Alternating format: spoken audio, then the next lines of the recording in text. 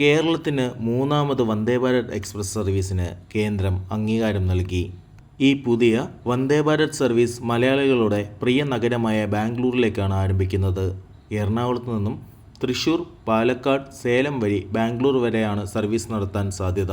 യാത്രാ സമയത്തിൽ കാര്യമായ കുറവുണ്ടാവുകയും ആധുനിക സൗകര്യങ്ങൾ കൂടുതൽ സുഖകരമാക്കുകയും ചെയ്യും എന്നതാണ് ഈ ട്രെയിനിൻ്റെ പ്രധാന ആകർഷണം. ഇതോടെ കേരളത്തിൽ നിലവിലുള്ള തിരുവനന്തപുരം കാസർഗോഡ് വന്ദേഭാരത്, തിരുവനന്തപുരം മംഗലാപുരം വന്ദേഭാരത് ട്രെയിനുകൾക്കൊപ്പം മൂന്നാമതായി ഈ സർവീസ് കൂടിച്ചേരുന്നതോടെ സംസ്ഥാനത്ത് വന്ദേഭാരതിൻ്റെ സാന്നിധ്യം കൂടുതൽ ശക്തമാവുകയാണ്.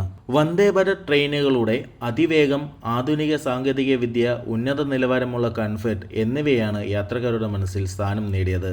കേരളത്തിൽ നിന്നും പ്രധാന നഗരങ്ങളെ ബന്ധിപ്പിക്കുന്ന ഈ പുതിയ ട്രെയിൻ സംസ്ഥാനത്തിൻ്റെ ടൂറിസം, വ്യാപാരം, വിദ്യാഭ്യാസം തുടങ്ങിയ മേഖലകളിൽ വലിയ മാറ്റം വരുമെന്നാണ് പ്രതീക്ഷിക്കുന്നത്.